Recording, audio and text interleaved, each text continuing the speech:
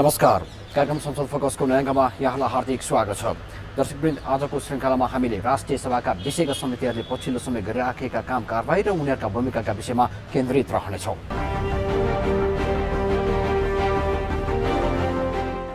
राष्ट्रिय सभाको अधिवेशन अन्त्य भइसकेको छ भने प्रतिनिधि सभा विघटन गरी सरकारले मध्यावधि निर्वाचन घोषणा गरिसकेको अवस्था छ। यो अवस्थामा राष्ट्रिय सभाका विषयगत समितिहरूको भूमिका महत्त्वपूर्ण र प्रभावकारी बन्न आएको छ। यति बेला तर यो अवधिमा विषयगत समितिहरूले कस्तो भूमिका खेलिराखेका छन् वा सरकारलाई आवश्यक सुझाव र निर्देशनहरू कसरी दिइराखेका छन्, प्रस्तुत छ। यिनै विषयहरूमा आधारित रहेर राष्ट्रिय सभाका विषयगत समितिहरूको भूमिकाका विषयमा आधारित रहेर तयार पारिएको विशेष सामग्री अबको प्रस्तुतिमा। संवैधानिक बाध्यताका कारण राष्ट्रिय सभा अधिवेशन यही पुस 17 गते बोलाइएको थियो। अधिवेशन आह्वान भएको 10 दिनमा जम्मा 4 पटक मात्र बैठक बसी अन्ततः पुस 26 गते अधिवेशन अन्त्य भयो। अर्कोतर्फ सरकारले गत पुस 5 गते प्रतिनिधि सभा भङ्ग गरी निर्वाचनको घोषणा गरेको थियो। सरकारलाई उत्तरदायी बनाउने, जनताका आवाजहरू उठाउने थलोको रूपमा रहेको सङ्घीय संसदको माथिल्लो सदन राष्ट्रिय सभाको अधिवेशन अन्त्य र प्रतिनिधि सभा विघटन भइसकेको अवस्थामा उसको जिम्मेवारी राष्ट्रिय सभाका समितिहरूमा आएको छ।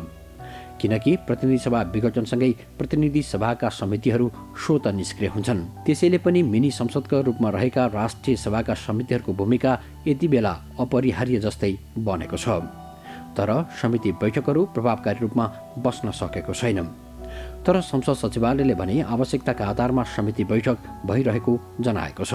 अब राष्ट्रिय सभाका समितिहरूले आफ्नो सेड्युलमा निर्धारित बैठकहरू राखिरहेको अवस्था हो। अहिले यो प्रत्यायोजित व्यवस्थापन जुन समिति छ उसले चाहिँ केही अनुसन्धानहरू गर्दैछ, एउटा टार्गेटेड विषयहरू लिएर, जस्तै यो हाउसबाट पास भएका ऐनहरू, जुन संशोधन भएका ऐनहरू अनुसार चाहिँ नियमावलीहरू बनिएको छैन, निर्देशिकाहरू जारी भएका मिलेका छैनन्। त्यो प्रत्यायोजित जुन ऐनहरू छन् तिनीहरू चाहिँ एउटा कानुनसम्मत ढङ्गले अगाडि बढेका छैनन् भन्ने कुराहरू चाहिँ त्यो समितिले अध्ययन गर्दैछ। निश्चित विषयहरू, निश्चित मन्त्रालयहरूको चाहिँ छनौट गरेर उसले चाहिँ सुरु गरेको अवस्था छ। त्यसै गरी अब राष्ट्रिय सरोकार समिति र यतापट्टि दिगो विकासले पनि आफ्नो बैठकहरू सञ्चालन सुरु गरेको छ। अब यो तलको प्रतिनिधि सभाको चाहिँ विषयगत समितिहरू नभएको अवस्थामा चाहिँ ती माथिका समितिहरूले राष्ट्रको समग्र जुन इस्युहरूलाई सम्बोधन गर्ने र सरकारलाई झकझक्याउने, सरकार काम कारबाही निगरानी गर्ने कुरामा चाहिँ ती दुईटै समितिहरू चाहिँ आफ्नो कार्यक्षेत्रमा अगाडि बढिरहेको हामी देख्छौँ। र उतातिर विधान व्यवस्थापन समितिमा चाहिँ करिब 15वटा विधेयकहरू अहिले पनि विचाराधीन अवस्थामा छ, जहाँ दफावार छलफल हुन जरुरी छ। अब त्यो विधान समितिले पनि आफ्नो काम कारबाहीहरू समयमै टुङ्ग्याएर राख्नको लागि चाहिँ उसले आफ्नो योजनाहरू अनुसार बैठक बसालिरहेको अवस्था छ। 1-2 दिन बिराएर अहिले बैठकहरू चलिरहेका छन्, दफावार छलफलको क्रम पनि अगाडि बढिरहेको अवस्था छ। अब समितिहरूले आफ्नो एजेन्डाहरू चाहिँ सभापति, समितिका सचिवको चाहिँ एउटा आपसी समझदारी छलफलले चाहिँ एजेन्डा तय गर्ने प्रक्रिया हाम्रो पहिलेदेखि छ।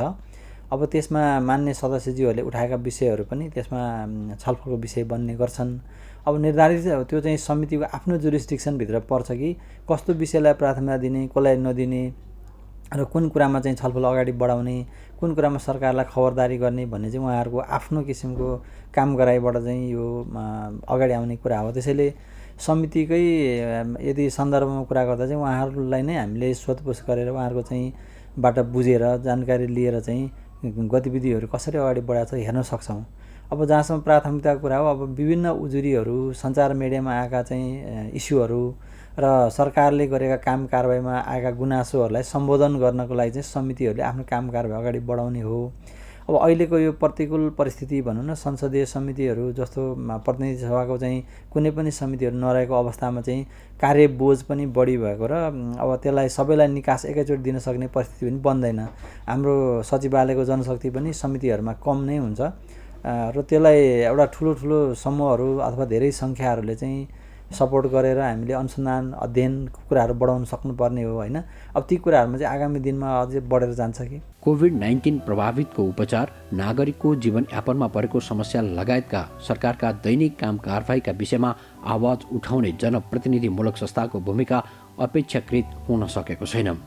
जनताका समस्याहरू भोगिरहेका बेला उनीहरूका आवाज समेटेर जनप्रतिनिधिहरूले सरकारलाई दबाब दिन सकेका छैनन्। राष्ट्रिय सभा अन्तर्गत काम गर्ने विधान व्यवस्थापन समिति, दिगो विकास तथा सुशासन समिति, राष्ट्रिय सरोकार तथा समन्वय समिति र प्रत्यायोजित व्यवस्थापन तथा सरकारी आश्वासन समिति गरी 4वटा समिति छन्। प्रत्यायोजित व्यवस्थापन तथा सरकारी आश्वासन समितिको प्रत्यायोजित व्यवस्थापन सम्बन्धी कार्य, सरकारी आश्वासन सम्बन्धी कार्य र राष्ट्रिय महत्त्वका दस्तावेज अभिलेख व्यवस्थापन सम्बन्धी विषय यस समितिको क्षेत्र अधिकारभित्र पर्छ। प्रत्यायोजित व्यवस्थापन तथा सरकारी आश्वासन समिति पछिल्लो समय आफ्नो वार्षिक प्रतिवेदनका साथै विगतका समितिका बैठकले गरेका निर्णयको कार्यान्वयनको समीक्षामा केन्द्रित छ। समितिको अब यो हाम्रो समितिमा विभिन्न उजुरीहरू आउँछ। त्यो उजुरी भने कस्तो भने ऐन अन्तर्गत बनेको नियमावली, विनियम, निर्देशिका, कार्यविधि, मापदण्डहरूले हामीलाई असर पार्यो भन्ने उजुरीहरू आउँछ। त्यो उजुरी एउटा त्यो प्रकारका उजुरीहरूको सुनवाई भइराखेको छ। त्यसबारेमा हामीले छानबिन गर्ने, बोलाउने, छलफल गर्ने काम भइराखेको छ। अर्को चाहिँ सरकारी आश्वासन समितिले सरकारले सदनमा दिएको आश्वासन सम्बन्धी कुरामा काम कहाँ पुर्यायो, कति गर्यो कि गरेन भनेर अनुगमन अध्ययन गर्दै त्यस सम्बन्धी नेपाल सरकारका पदाधिकारीहरूसँग, खास गरी सचिव, महानिर्देशकहरूसँग छलफल गरेर त्यो काम कहाँ पुगेको छ हेर्ने, त्यो सबै कुरो थाहा पाइसकेपछि मन्त्रीज्यूलाई बोलाएर अनि हामी छलफल गर्छौँ। अहिले खास गरी त्यो काममा हामी लागेका छौँ। दोस्रो चाहिँ हामीले गर्ने भनेको डेलिगेटेड लेजिस्लेसन भन्छौँ, प्रत्यायोजित विधानहरू अध्ययन गर्ने। जस्तो श्रम मन्त्रालय अन्तर्गतका विभिन्न ऐनहरू अन्तर्गत बनेको प्रत्यायोजित विधानहरू पुरा अध्ययन गऱ्यौँ। त्यसै गरेर हामीले स्वास्थ्य सम्बन्धीको अध्ययन गऱ्यौँ। त्यसै गरेर हामीले कृषि सम्बन्धीको अध्ययन गऱ्यौँ। त्यो अध्ययन प्रतिवेदनहरूलाई अब उपसमितिमा बसेर छलफल गरेर त्यसले टुङ्गो लगाएर अनि त्यसलाई वार्षिक प्रतिवेदन बनाउने काममा तल्लिन्छौँ। सरकारी आश्वासन समितिको छुट्टै हाम्रो एउटा उपसमिति छ। चाहिँ हाम्रो शेरबहादुर मान्य चाहिँ त्यसको संयोजक बनाइएको छ र त्यसमा चाहिँ अरू 4 जना सदस्यहरू छन्। त्यसै गरी प्रत्यायोजित व्यवस्थापन सम्बन्धमा पनि मान्य राधेश्याम अधिकारीको संयोजकत्वमा उपसमिति छ। त्यसमा पनि 4 जना अरू सदस्यहरू, मान्य सदस्यहरू हुनुहुन्छ। त्यस्तै अर्को राष्ट्रिय महत्त्वका दस्तावेजहरूलाई व्यवस्थापन गर्ने कार्यदल छ। त्यो कार्यदलमा म आफैले नै संयोजकको भूमिका निर्वाह गरेर काम गरिराखेको छु। यसरी चाहिँ नि सबै काम अगाडि बढिराखेको छ। अलिअलि हामीलाई डिस्टर्ब भइहाल्यो। प्रतिनिधि सभा विघटन भएपछि राजनीतिक कार्यकर्ता न हो, राष्ट्रिय सभाका सदस्य पनि उहाँहरू पनि व्यस्त हुनुहुन्छ। कोही अब आमसभा गर्नुहुन्छ, कोही विभिन्न आफ्नो चाहिँ नि सङ्गठन सुदृढ गर्नेमा हुनुहुन्छ क्यारे। यस्तो यस्तो भएको कारणले गर्दा चाहिँ अलि रफ्तारमा चाहिँ गइराखेको छैन। राष्ट्रिय सभाको सबैभन्दा महत्त्वपूर्ण समिति हो विधान व्यवस्थापन समिति। समिति सभापति कोरोना सङ्क्रमित भएसँगै समिति सक्रिय हुन सकेको छैन। राष्ट्रिय सभा नियमावलीको नियम 174 बमोजिम महत्त्वपूर्ण जिम्मेवारी पाएको अर्को समिति हो राष्ट्रिय सरोकार तथा समन्वय समिति। तहगत राज्य संरचनाको विकासमा समन्वय, राष्ट्रिय सम्पदा, मानवाधिकार तथा परराष्ट्र सम्बन्ध, सन्धि सम्झौताको कार्यान्वयनको अवस्था, सामूहिक विकासको अवस्था, पिछडिएको क्षेत्र, समुदाय, संस्कृति, राष्ट्रिय गौरवका आयोजना, राष्ट्रिय सुरक्षा र संवैधानिक आयोग सम्बन्धी विषय समितिका क्षेत्र अधिकार पर्छन्। पछिल्लो पटक बसेको समितिको बैठकले राष्ट्रिय गौरवका आयोजनाको अनुगमनका लागि 3वटा उपसमिति गठन गर्ने निर्णय गरेको थियो। उपसमितिले राष्ट्रिय गौरवका आयोजनाको अवस्थाबारे अनुगमन गर्नेछ। यस्तै 3 तहको सरकारले कसरी काम गरिरहेको छ र अन्तर सम्बन्धका विषयमा पनि समितिले चासो देखाएको छ। विशेष गरी 3 तहका सरकारबीच समन्वय हुन नसकेको भनिरहेका बेला समितिले यसको समस्या सम्बोधनमा चासो देखाएको हो। अहिले प्रतिनिधि सभा विघटन भएको छ। राष्ट्रिय सभाको अधिवेशन सुरु भएर पनि अन्त भइसकेको छ र यो बीचमा संसदीय समितिहरूको महत्त्वपूर्ण भूमिका हुन्छ। राष्ट्रिय सभा नियमावलीले राष्ट्रिय सरोकार तथा समन्वय समितिको आफ्नो कार्यक्षेत्र निर्दिष्ट गरेको छ। विशेषतः राष्ट्रिय सरोकार तथा समन्वय समिति विकासका योजनाहरूसँग सम्बन्धित छ। यसको कार्यक्षेत्रलाई हामीले हेर्दा अहिले हामी संहिता कार्यान्वयनमा छौँ। 3 तहका सरकार छ। 3 तहको सरकारको अन्तर सम्बन्ध समन्वय विकास अहिले पनि विकास प्रभाव र पहुँचको आधारमा भइरहेको छ। यसलाई हामी अन्त्य गर्न र आवश्यकता र न्यायको आधारमा समन्वय विकासको अवस्था के छ हामी त्यो बारेमा पनि हेर्छौँ। त्यस्तै गरेर परराष्ट्र सम्बन्ध, मानव अधिकार, पछाडि पारेको क्षेत्र र संस्कृति, त्यस्तै गरेर संवैधानिक आयोग, विभिन्न यसको कार्यक्षेत्र छ। मुख्यतः हामी सबै कार्यक्षेत्र भन्दा नि अहिले पहिलो यो चाहिँ 3 तहको सरकारको बिचको अन्तर सम्बन्धलाई अलि धेरै हामीले हेरेका छौँ र यसको सङ्घ प्रदेश र स्थानीय तह अन्तर सम्बन्ध व्यवस्थापन गर्न बनेको विधेयक र जो अहिले ऐनको रूपमा जारी भइसकेको छ त्यो निर्माणमा पनि हामीले 3 तहका सरकारका प्रतिनिधि जनप्रतिनिधिसँग बसेर छलफल गऱ्यौँ। त्यो ऐन निर्माणमा एउटा भूमिका हामीले निर्वाह गऱ्यौँ। सँगसँगै मुलुकलाई विकास र समृद्धिको दिशामा अगाडि बढाउन राष्ट्रिय गौरवका आयोजनाको महत्त्वपूर्ण भूमिका हुन्छ। तर हामीले सुरु कतिपय राष्ट्रिय गौरवका आयोजना 20औं वर्ष भइसक्दा पनि यसले पूर्णता नपाउने, यसको लागत थपिँदै जाने तर आयोजना सम्पन्न नहुने परिस्थिति छ।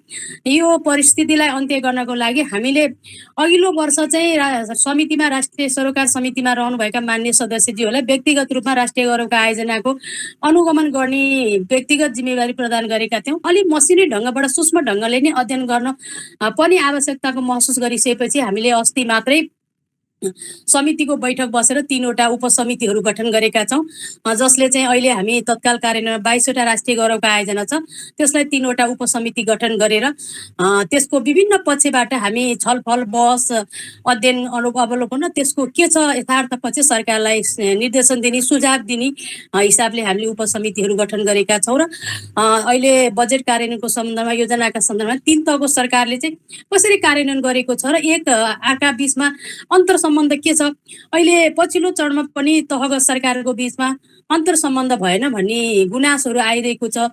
त्यसलाई अन्त्य गर्नको लागि पनि हामीले 3 तहका सरकारका प्रतिनिधि, जनप्रतिनिधिहरू राखेर एउटा अहिलेसम्म हामीले चाहिँ कानुन निर्माण भएन भनिरहेका थियौँ। अब कानुन निर्माण पनि 3 तहको सङ्घ प्रदेश स्थानीय तह अन्तर सम्बन्ध व्यवस्थापन गर्न बनेको ऐन अहिले कार्यान्वयनमा आइरहेको छ।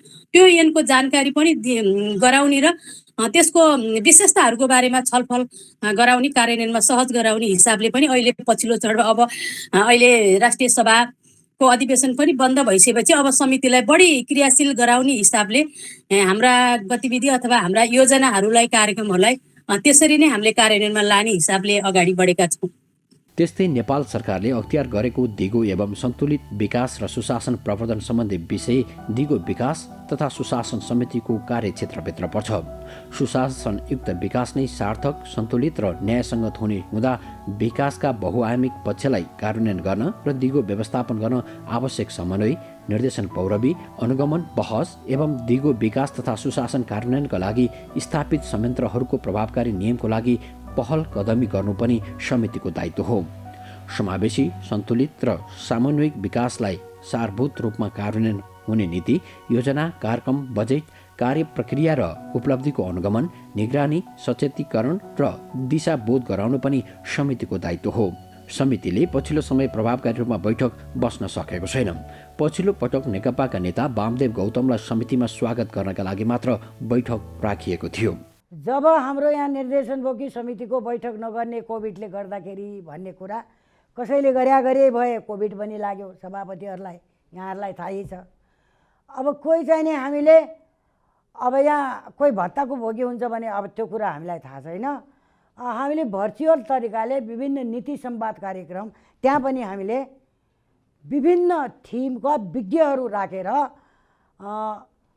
प्रदेश पालिकासँग पनि जोडिएर हामीले भर्चुअल तरिकाले नीति संवाद कार्यक्रम राख्यौँ। 8वटा नीति संवाद हामीले तय गरेको, त्यही दिगो विकास लक्ष्य सम्बन्धी 4वटा पुरा गरेर 4वटा अब गरौँ भन्दा अब यो बाँकी रहेको छ। अहिलेको अवस्थामा अब अहिले फेरि विघटन नै त्यो भएको छ। अब विभिन्न त्यो प्रदेशहरूसित पनि हामी जोडिएर त्यो नीति संवाद कार्यक्रम अगाडि बढाउने काम गरिराखेको छौँ। भर्चुअल तरिकाले हाम्रो समिति चलिराखेको छ। अहिले पनि अहिले 1-1.5 हप्तादेखि चाहिने अहिले भएको छैन कार्यक्रम। त्योभन्दा अगाडि हाम्रो भर्चुअल तरिकाले सब भइरहेको थियो। म चाहिँ नि हाम्रो समितिका सब मान्यज्यूहरूसित पारदर्शी तरिकाले सबै आपसी समन्वय गरेर उहाँहरूको राय पनि लिएर त्यसै अनुसार चाहिँ मैले समिति अगाडि बढाइराखेको छु। अझ पछिल्लो समय सत्तारूढ दल नेकपामा देखिएको राजनीतिक सङ्कट र प्रतिनिधि सभा विघटनको असर राष्ट्रिय सभा अन्तर्गतका समितिहरूमा पनि देखिएको छ। अधिकांश समिति सभापति र सदस्यहरू नेकपाबाट प्रतिनिधित्व हुने हुँदा राष्ट्रिय सभा अधिवेशन अन्त्य र नेकपा भित्रको विवादसँगै सांसदहरू आफ्नो जिल्लामा गएका कारण मिनी संसदका रूपमा रहेको संसदीय समितिहरूको बैठक पनि प्रभावित बन्दै आएका छन्। भौतिक रूपमा सांसदहरूको उपस्थिति कम हुने गरेको छ। अब ठ्याक्कै निष्क्रिय चाहिँ होइन, जति प्रभावकारी हुनु पर्थ्यो जस्तो मानौँ प्रतिनिधि सभा नभएपछि के हुँदो रहेछ भने सङ्घीय संसद अलिकति अपाङ्ग जस्तो हो। सङ्घीय संसद अपाङ्ग जस्तो भएपछि अब राष्ट्रिय सभाका मान्य सदस्यहरू पनि विभिन्न काममा व्यस्त हुनुभयो। अहिले मैले भने जस्तै साङ्गठनिक काममा वाद विवाद भइराखेको छ, मानसिक रूपमा पनि अलिकति चिन्तित छ। त्यसो भएको कारणले गर्दाखेरि कोरम पुग्न चाहिँ पुग्छ, तर न्यून सङ्ख्या हुन्छ, मान्यहरू जिल्ला जिल्ला हुनुहुन्छ। त्यसो भएको कारण अधिवेशन पनि राष्ट्रिय सभाको अधिवेशन चलिराखेका भए पनि हामीलाई समितिको बैठक गर्न सजिलो हुन्थ्यो, किन मान्य सबै यहीँ हुन्थे। अब अहिले त मान्य सदस्यहरू सबै जसो आफ्ना जिल्ला र आफ्ना क्षेत्रमा हुनुहुन्छ। त्यसो भएको हुनाले पनि रफ्तारमा मिटिङ चलेको छैन। तर मेरो विचारमा अरू समितिले नै अलिअलि बैठक गरिराखे जस्तो लाग्छ मलाई। त हाम्रो त लगभग कन्टिन्यू जस्तै छ। अहिले सरकारलाई यो समितिहरूले बोलाएर दिगो विकासले विकास निर्माणको काम सम्बन्धमा, राष्ट्रिय सरोकारले राष्ट्रिय सरोकारको चाहिँ नि विषयको सन्दर्भमा, विधायन समितिले विभिन्न चाहिँ नि ऐनहरूको चाहिँ नि मापन गर्ने सम्बन्धमा, प्रत्यायोजित समिति मैले नेतृत्व गरिराखेको समितिले चाहिँ नि सरकारी आश्वासनको सम्बन्धमा र चाहिँ नि प्रत्यायोजित विधायन सम्बन्धमा हामीले व्यापक काम गर्न मिल्छ, हुन्छ, गरिनुपर्छ। त्यो काम गरेर हामीले सरकारका पदाधिकारीलाई बोलाएर अनि वार्षिक प्रतिवेदन तयार भएर त्यो वार्षिक प्रतिवेदन सदनमा लगेर पास गराएर त्यो कार्यान्वयन गर्नु भन्ने निर्देशन दिन सकिन्थ्यो। त्यस कारण अधिवेशन चाहिँ नि बन्द गरेको मलाई चाहिँ चित्त बुझाएको छैन। किनभने अधिवेशनले अहिले जनताको दिनानुदिनको कुरा पनि ल्याउँथ्यो र अधिवेशनले नेपालको पोलिटिकल रूपमा चाहिँ नि जुन अस्थिरता भइराखेको छ त्यसलाई पनि आफ्ना धारणा व्यक्त गरेर सरकारलाई चाहिँ सुझाव दिन्थ्यो, ट्र्याकमा ल्याउन कोसिस गर्थ्यो। तेस्रो कुरा चाहिँ सरकारले गरिरहेका काम कारबाहीको अनुगमन गर्थ्यो र त्यसलाई चाहिँ पनि सरकारलाई चाहिँ काम अगाडि बढाऊ भन्थ्यो। सिर्फ यसले गर्न नसक्ने काम भनेको चाहिँ के थियो त भने विधेयकहरूलाई फुल फेजमा छलफल गरेर प्रतिनिधि सभामा पठाएर प्रतिनिधि सभाबाटै पास भएपछि ऐन बन्ने त्यो काम एउटा चाहिँ अहिले हुँदैन थियो। त्यो काम बाहेक अरू सबै त भइहाल्छ नि। विभिन्न प्रस्ताव लगेर छलफल गर्न मिलिहाल्थ्यो र विभिन्न प्रतिवेदनहरूमा छलफल गर्न मिलिहाल्थ्यो। समितिका प्रतिवेदनहरूमा ती सबै कुरा गर्नलाई अहिले हाम्रो समितिले तदारुकताका साथ काम गर्छ। अहिले प्रभावकारी हुन नसकेको मूल कारण चाहिँ मन्त्रीहरू पनि मानसिक रूपले सदनप्रति ध्यान दिइराख्नु भएको छैन। सदन छैन भन्ने परेको उहाँहरूलाई, सरकार त्यस्तो परेको छ। अधिवेशन छैन, दुवै अधिवेशन बन्द छ। अर्को चाहिँ नि हामीलाई के समस्या पनि परेको छ भने मैले अघि भने नि मान्य सदस्यहरू पनि आफ्ना ठाउँमा जानुभएको छ, यहाँ काठमाडौँमा सिंहदरबारमा हुनुहुन्न। त्यसो भएको हुनाले अलिकति अप्ठ्यारो परेको छ, तर समितिको बैठक चलिरहन्छ। सरकार र समिति बीचमा चाहिँ एकदमै राम्रो सम्बन्ध हुनुपर्छ। अहिले पछिल्लो चरणमा देखिएको चाहिँ एउटा चाहिँ समितिमा ल्याएर सरकारको मान्छेलाई अलि बढी नै चाहिँ आलोचित बनाउने र अर्को चाहिँ सरकार पक्ष पनि समितिमा जान आनाकानी गर्ने खालको परिस्थिति छ। यसको लागि चाहिँ यो दुइटै राम्रो पक्ष होइन। मलाई चाहिँ के लाग्छ भने दुइटैको आफ्नो जिम्मेवारी र दायित्वहरू छन्।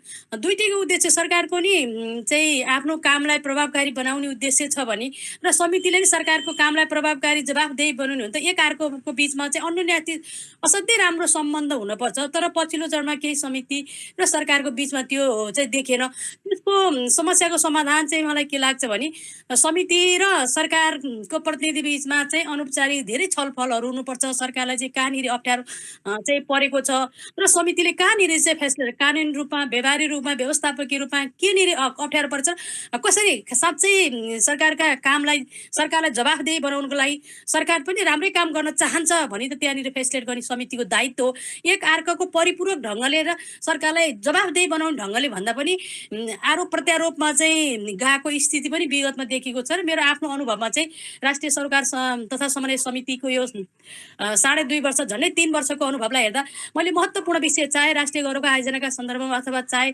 सम्पदाका सम्बन्धमा, चाहे सन्धि सम्झौताका विभिन्न हाम्रो विषयसँग चाहिँ त्यसलाई सकेसम्म पहिला अनौपचारिक छलफल गर्ने, त्यसपछि चाहिँ औपचारिक छलफल गरेर कहाँनिर हामीले नीतिगत सुधारको लागि चाहिँ सरकारलाई निर्देशन दिनु छ। कार्यान्वयन भन्दा पनि हामीले एकदमै 2 वर्षको मूल्याङ्कनमा पनि हेरेका थियौँ समितिभित्र एकदमै सूक्ष्म ढङ्गले कुन मन्त्रालयलाई दिएको निर्देशनमा चाहिँ कति प्रतिशत काम भयो, कतिमा मलाई लाग्छ धेरै नै हामीले एउटा त अनौपचारिक छलफल बसेरै र हामीले कति गर्न सक्ने अथवा निर्णयको लागि निर्णय भन्दा नि कार्यान्वयनमा कति जान सक्छ त्यो वस्तुगत यथार्थको धरातलमा टेकेर पनि हामीले समितिका निर्णयहरू गरेका छौँ र कतिपय चाहिँ कार्यान्वयनमा गएको पनि छ। कतिपय एकदमै त्यसलाई राम्रोसँग चाहिँ सरकारले ओनरसिप पनि गरेको छ, कतिपय सन्दर्भमा चाहिँ कमजोरी पनि भएको छ। अर्कोतर्फ समितिका बैठक बसे पनि कोरोना संक्रमणको जोखिमलाई ध्यान दिँदै आवश्यक मापदण्ड अनुसार व्यवस्थापन गरिँदै आएको छ। यो कोरोनाको प्रभावको कारणले धेरै प्रतिकूल अवस्थाहरू भएको हुनाले बैठकहरू कम नै राख्ने हिसाबले अगाडि आएको हो। विगत 3-4 महिनादेखि नै अरू समितिहरूले पनि खासै बैठकहरू राख्न सकेको अवस्था थिएन। तर अब चाहिँ आउने दिनहरूमा चाहिँ बढी फ्रिक्वेन्टली बैठक बढेर जान्छ, छलफलहरू अगाडि बढ्छन् भन्ने अपेक्षा गर्न सकिन्छ। अब अहिले राष्ट्रिय सभाको चाहिँ समितिहरूमा सदस्यहरू कम नै सङ्ख्यामा हुनुहुन्छ तुलनात्मक रूपमा। त्यो भएको हुनाले दूरी कायम गर्न र बैठक सञ्चालन गर्न हामीलाई समस्या छैन। हामी अन्य हलहरूलाई पनि प्रयोग गर्न सक्छौँ। त्यसकारण विज्ञहरूलाई आमन्त्रण गर्नु पर्यो, सरकारवालाहरूलाई आमन्त्रण गरेर छलफल गर्नको लागि पनि हामीले भौतिक दूरी कायम गरेर यो सेनिटाइजर अनि मास्कहरूको प्रयोग गर्न लगाएर उहाँहरूलाई चाहिँ छलफलमा सहभागी गराउन सक्ने अवस्था छ। संसद सचिवालयलाई मिनी संसद पनि भनिन्छ। सरकारलाई जवाबदेही बनाउने काम पनि समितिको हो। संसदीय अभ्यास भएको प्रणालीमा संसदको जस्तै भूमिका संसदीय समितिहरूको हुने गर्दछ। तर सरकारको काम कारबाहीको निगरानी गर्ने, निर्देशन दिने र सहजीकरणको भूमिकामा रहेका संसदीय समितिहरू पनि निष्प्रभावी देखिएका छन्। समितिले आफ्नो भूमिका प्रभावकारी बनाउन न त निर्देशन कार्यान्वयनको अनुगमन गर्न सकेका छन्, न त निर्देशन कार्यान्वयनमा ताकेता नै गर्न सकेका छन्।